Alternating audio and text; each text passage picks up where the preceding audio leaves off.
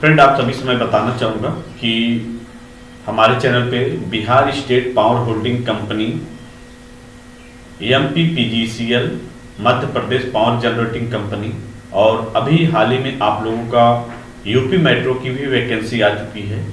तो यह क्लास सभी के लिए इम्पोर्टेंट है और आज का जो हमारा टॉपिक रहेगा वो ट्रांसफार्मर्स है। तो देखिए, सबसे पहले हम लोग जानेंगे कि ट्रांसफार्मर क्या होता है और उससे पहले हम लोग आप सभी को बताना चाहेंगे कि अगर आप लोग फुल कोर्स ज्वाइन करना है तो इलेक्ट्रीशियन का नीचे ऐप का लिंक दिया गया है। ऐप को डाउनलोड करके आप जाइए, वहाँ से MPPGCL के लिए, यूपी मेट्रो इलेक्ट्रीशियन के लिए या Bihar state power holding company के लिए, सभी के लिए फुल कोर्सेस अवेलेबल हैं। आप जाइए, वहाँ से ज्वाइन करिए। देखिए, मेट्रो में आप लोगों को पहले ही बता दिया है कि ज़्यादा टाइम आपको नहीं मिलेगा और आप लोग का जो बिहार का है वहाँ का भी जो है आपको मई से जून में एग्जाम को बोला गया है। पावर जनरेटिंग का जो मध्य प्रदेश का है वहाँ पर भी ज़्यादा टाइम आपको नहीं मिलेगा, 2 से 3 ही महीने मिलेगा आपको टाइम तैयारी करने को लेकर। तो आज ही आप लोग ज्वाइन करिए और अच्छे से आप अपना प्रिपरेशन करिए। और आप सभी को मैं बताना चाहूँगा, बिहार के जो भी हमारे साथी हैं उनके लिए मैंने जो है हैंड नोट्स लॉन्च किया है, जो 18 जो चैप्टर है उसको कवर किया गया है। तो आप लोग ज्वाइन कर सकते हैं और हैंड नोट्स भी आप लोग डाउनलोड कर सकते हैं, नीचे ऐप का लिंक दिया गया है। तो ज़्यादा टाइम न लेते हुए हम लोग यहाँ पे ट्रांसफार्मर के बारे में जानते हैं। तो सबसे पहले आप लोगों को ध्यान ये देना है कि ट्रांसफार्मर का क्या क्या नाम हो सकता है और ट्रांसफार्मर क्या कार्य करता है, ट्रांसफार्मर AC पे चलता है या DC पे चलता है, ये सारी चीज़ों को आपको समझना होगा। और ट्रांसफार्मर में जो घूर्णन पार्ट होता है वो होता है कि नहीं होता है, ये सारी चीज़ों को आपको जानना पड़ेगा। जब तक आप ट्रांसफार्मर को समझेंगे नहीं तब तक आप क्वेश्चन को कवर नहीं कर पाएंगे। तो देखिए, सबसे पहले आपको ध्यान ये देना है कि जो हमारा ट्रांसफार्मर होता है इसे हम लोग एक्स मर के नाम से भी जानते हैं और हिंदी में अगर देखें तो परिणाम मित्र भी हम लोग बोलते हैं ट्रांसफार्मर को, ठीक है। और मैं आपको बताना चाहूँगा कि जो हमारा ट्रांसफार्मर होता है इसमें कोई भी घूर्णन पार्ट नहीं होता है, इसमें स्थैतिक होता है। यह क्या होता है, स्थिर होता है, इसमें भी कोई घूर्णन पार्ट नहीं होता है, ये आपको ध्यान देना है।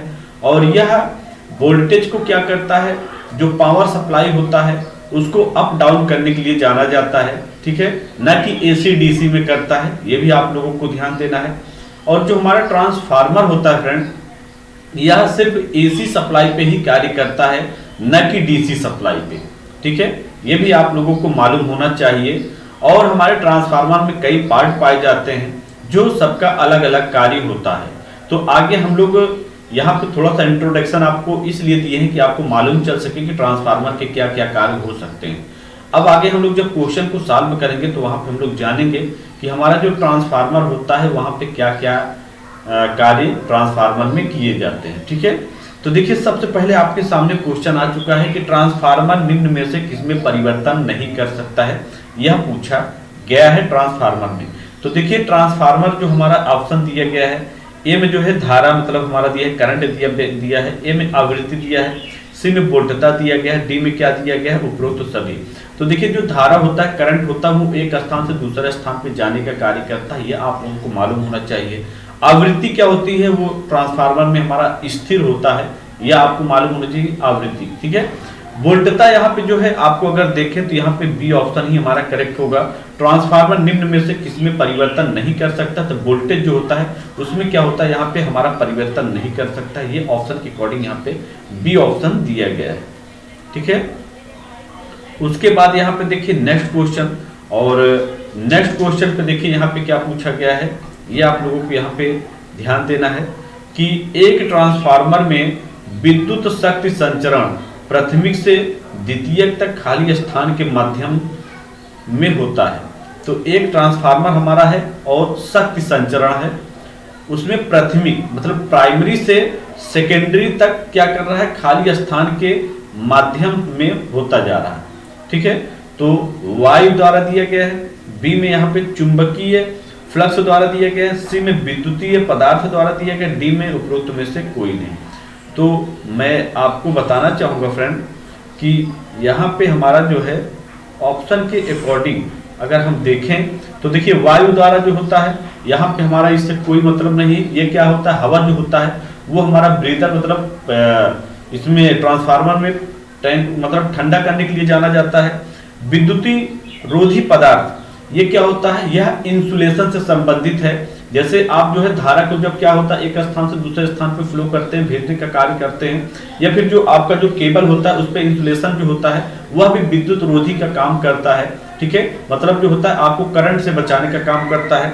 यहाँ पे ऑप्शन के अकॉर्डिंग अगर हम देखें तो हमारा बी ऑप्शन ही सही होगा। बी ऑप्शन पे क्या दिया गया है, चुंबकीय फ्लक्स धारा द्वारा। तो यहाँ पे हमारा जो होता है प्राइमरी से सेकेंडरी तक खाली स्थान के माध्यम में होता है, वह चुंबकीय फ्लक्स के द्वारा ही होता है। ठीक है, तो यहाँ पे हमारा मैग्नेटिक जो फ्लक्स होगा वो हमारा यहाँ पे बी ऑप्शन करेक्ट होगा। बी ऑप्शन हमारा सही है। और क्लास अच्छी लगेगी तो चैनल को आप लोग सब्सक्राइब कर लीजिएगा और वीडियो को ज़्यादा से ज़्यादा शेयर कीजिएगा। ठीक है, उसके बाद देखिए यहाँ पे जो है नेक्स्ट क्वेश्चन आपका थर्ड नंबर, और थर्ड नंबर देखिए क्या बोला गया है कि एक शक्ति ट्रांसफार्मर में मतलब एक पावर ट्रांसफार्मर में प्राथमिक व द्वितीयक वाइंडिंग के मध्य सदैव होगा। तो यहाँ पे हमारा कुंडलन के जो बीच में पाया जाता है सदैव वो क्या होगा, ये पूछा गया है। तो ए में देखिए यहाँ पे एक सामान्य चुंबकीय परिपथ हो सकता है, एक सामान्य चुंबकीय परिपथ हो सकता है। बी में एक पृथक चुंबकीय परिपथ हो सकता है। सी में तारों का समान व्यवहार, ऐसा गलत है। टर्नों की समान संख्या, तो टर्नों की समान संख्या भी हमारा यहाँ पे गलत ही होगा। ठीक है, तो यहाँ पे हमारा जो है प्राथमिक व द्वितीयक वाइंडिंग के जो मध्य सदैव पाया जाता है वह एक सामान्य चुंबकीय परिपथ पाया जाता है, एक सामान्य चुंबकीय परिपथ। ठीक है, तो यह हमारा यहाँ पे क्या होगा, ए ऑप्शन ही करेक्ट होगा। ए ऑप्शन हमारा यहाँ पे सही है। ठीक है, उसके बाद देखिए नेक्स्ट क्वेश्चन। नेक्स्ट क्वेश्चन आप लोगों के सामने आ चुका है कि यहाँ पे पूछा गया है कि ट्रांसफार्मर किसमें परिवर्तन करता है। अब आ गया यहाँ पे जो है कि हमारा एक ट्रांसफार्मर है वह किसमें चेंजिंग कर सकता है। तो धारा करंट में या वोल्टता में या आवृत्ति में। तो आवृत्ति मैंने पहले ही बता दिया है कि यह क्या होता है, यह स्थिर रहता है।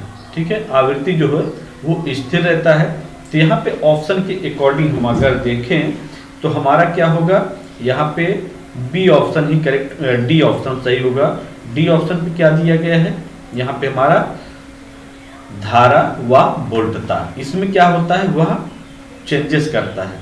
ठीक है, ट्रांसफार्मर किसमें परिवर्तन करता है, तो वह धारा व वोल्टेज दोनों में, न कि वोल्टेज में ही करता है। फर्स्ट ऑप्शन पे वोल्टेज वोल्टता दिया गया था, तो यहाँ पे हमारा जो है धारा व वोल्टता दोनों करेक्ट होगा ट्रांसफार्मर। ठीक है, ये हमारा ऑप्शन सही होगा। उसके बाद देखिए यहाँ पे जो है 5 नंबर क्वेश्चन, और 5 नंबर क्वेश्चन पे देखिए क्या पूछा गया है कि एक ट्रांसफार्मर में आयरन कोर का उद्देश्य क्या हो सकता है, ये यहाँ पे पूछा गया है। एक हमारा ट्रांसफार्मर है और उसमें आयरन कोर है। ठीक है, तो इसका मेन उद्देश्य क्या हो सकता है, ये यहाँ पे पूछा गया है। तो ऑप्शन के अकॉर्डिंग अगर हम देखें तो हमारा देखिए ए में निम्न प्रतिष्ठम्भ प्रदान कर सकता है। बी में क्या है, निम्न प्रतिरोध, मतलब हमारा जो रेजिस्टेंस होता है निम्न प्रदान कर सकता है।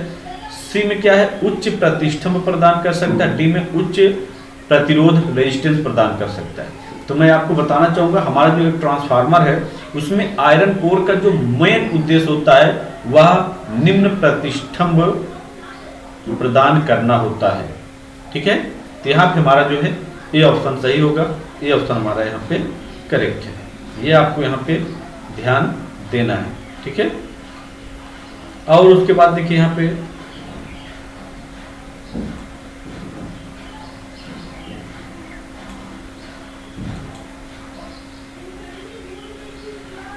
नेक्स्ट क्वेश्चन देखिए यहाँ पे क्या बोला गया है। नेक्स्ट क्वेश्चन आप लोगों के सामने 6 नंबर, और यहाँ पे क्या बोला गया है कि एक ट्रांसफार्मर में एसी के स्थान पर डीसी सप्लाई देने पर प्राथमिक वाइंडिंग क्या होगी, जल जाएगी। बी में क्या है, सेकेंडरी वाइंडिंग जल जाएगी। सी में ए बी दोनों जल जाएगा। डी में इनमें से कोई भी नहीं जलेगा। सी में मतलब 6 में।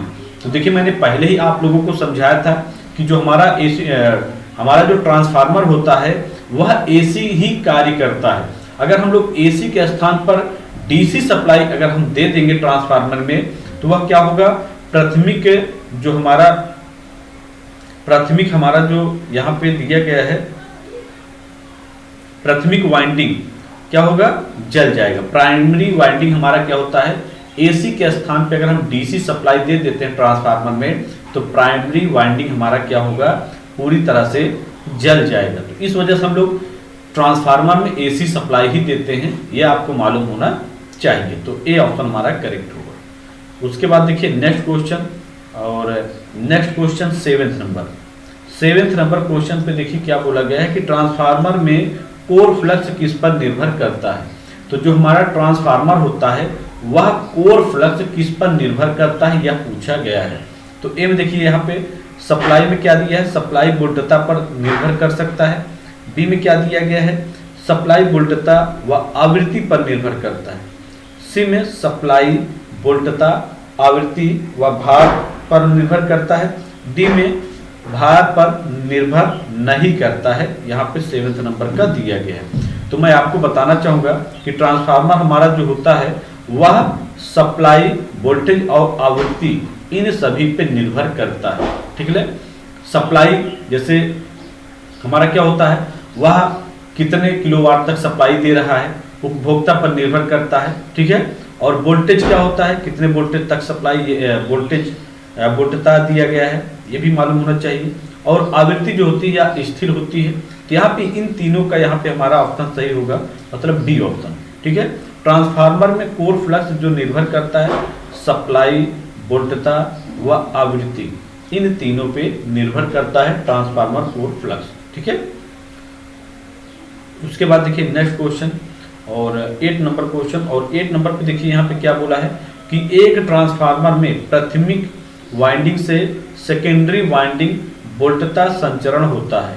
तो देखिए एक ट्रांसफार्मर में हमारा प्राइमरी वाइंडिंग से सेकेंडरी वाइंडिंग के बीच जो संचरण पाया जाता है वह के गुणक में पाया जाता है। ठीक है, के गुणक में पाया जाता है। तो ए ऑप्शन हमारा यहाँ पे सही होगा, ए ऑप्शन हमारे यहाँ पे करेक्ट है। उसके बाद देखिए यहाँ पे जो है आप लोगों का नेक्स्ट क्वेश्चन, और यहाँ पे क्या बोला गया है कि एक स्टेप ट्रांसफार्मर में प्राथमिक वाइंडिंग से सेकेंडरी वाइंडिंग धारा अनुपात क्या होगा यदि रूपांतरण गुणक 100 है। तो यहाँ पे हमारा पूछा गया है 9th नंबर क्वेश्चन पे। तो मैं आपको बताना चाहूँगा अगर हमारा यहाँ पे गुणक जो है अगर 100 होगा तो हमारा स्टेप अप ट्रांसफार्मर में जो सेकेंडरी वाइंडिंग प्राथमिक वाइंडिंग से सेकेंडरी वाइंडिंग धारा अनुपात दिया जाता है वह भी हमारा क्या होगा 100 ही होगा। ठीक है, 100 ही होगा, मतलब 100 ही हमारा यहाँ पे सही होगा अगर हमारा यहाँ पे रूपांतरण गुणक 100 दिया गया है तो। ठीक है, इसलिए कि यहाँ पे स्टेप अप की बात की जा रही है। ठीक है, न कि स्टेप डाउन की बात की जा रही है। अगर स्टेप डाउन होता तो वहाँ पे हमारा घट जाता, यहाँ पे स्टेप अप हुआ तो हमारा 100 ही क्लियर होगा। तो यहाँ पे ऑप्शन के अकॉर्डिंग हमारा क्या होगा, यहाँ पे हमारा बी ऑप्शन करेक्ट होगा, बी ऑप्शन हमारा सही है। उसके बाद देखिए यहाँ पे नेक्स्ट क्वेश्चन और 10th number question. 10th number question पे देखिए क्या बोला गया है कि एक ट्रांसफार्मर की प्राथमिक वाइंडिंग में यदि प्राथमिक वोल्टता V को बढ़ाया जाता है तो चुंबकन धारा व कोर लॉस क्या होगा। V को मतलब वोल्टेज को हम लोग क्या कर रहे हैं, बढ़ा रहे हैं। ठीक है, एक ट्रांसफार्मर की प्राथमिक वाइंडिंग में यदि प्राथमिक वोल्टता मतलब वोल्टेज को हम लोग बढ़ाते हैं तो चुंबकन जो धारा होता है, मैग्नेटिक जो करंट होता है, वह कोर लॉस पे क्या होगा, ये यहाँ पे 10th नंबर पे पूछा गया है। तो मैं आपको बताना चाहूँगा ऑप्शन ए में दिया है घटेगी समान रहेगी, बी में बढ़ेगी फिर घट जाएगी, सी में दोनों समान रहेंगे, डी में समान बढ़ेगा। तो मैं आपको बता दूं कि हमारा जो यहाँ पे वोल्टेज को बढ़ाते हैं तो जो मैग्नेटिक करंट होता है वो कोर जो लॉस होता है वहाँ पे प्राथमिक और द्वितीयक वाइंडिंग में वो हमारा क्या होगा, समान अवस्था में बढ़ेगा, मतलब दोनों साथ साथ करंट को क्या करेंगे, बढ़ाने का काम करेंगे। तो यहाँ पे हमारा जो है क्या होगा, डी ऑप्शन सही होगा, डी ऑप्शन ही हमारा यहाँ पे करेक्ट होगा 10th नंबर का। ठीक है, ये हमारा यहाँ पे ऑप्शन सही होगा। उसके बाद देखिए यहाँ पे जो है आप लोगों का नेक्स्ट क्वेश्चन और 13 नंबर क्वेश्चन और आज का लास्ट क्वेश्चन। यहाँ पे देखिए क्या पूछा गया है कि किस ट्रांसफार्मर का साइज न्यूनतम होगा, ये यहाँ पे पूछा गया है 13 नंबर का। तो मैं आपको बताना चाहूँगा ट्रांसफार्मर का जो साइज होता है वह ए में क्या दिया गया है, 1 kVA 50 हर्ट्ज तक होता है, और बी में जो होता है 1 kVA क्या होता है 25 हर्ट्ज तक। सी में क्या दिया गया है 1 kVA 60 हर्ट्ज तक।